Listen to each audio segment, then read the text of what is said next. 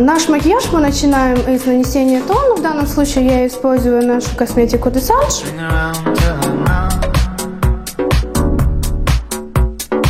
Сейчас мы наносим светлые тени на веко. Я использую тени зеленого цвета, наношу их на яблоко век. Во внешние уголки глаз мы наносим более темный цвет, коричневый.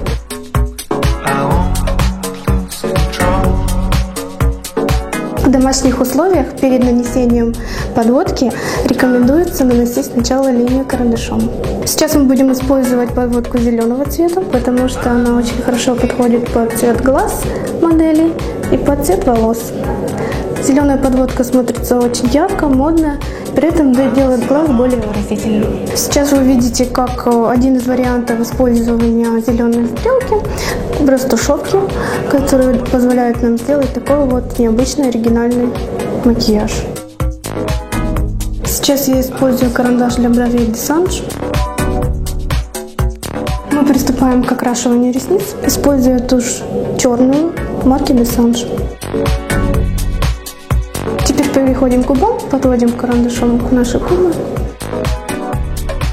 слегка растушевываем контур. В дальнейшем для макияжа губ мы используем помаду марки Dessange розового цвета.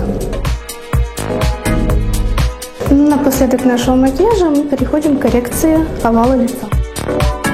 Весна – час яскравих змін. Не тільки у гардеробі, а й у зовнішності. Сьогодні майстри салону створили яскравий, дивовижний образ дівчини весни. Змінюйтеся з Фредерік Морено.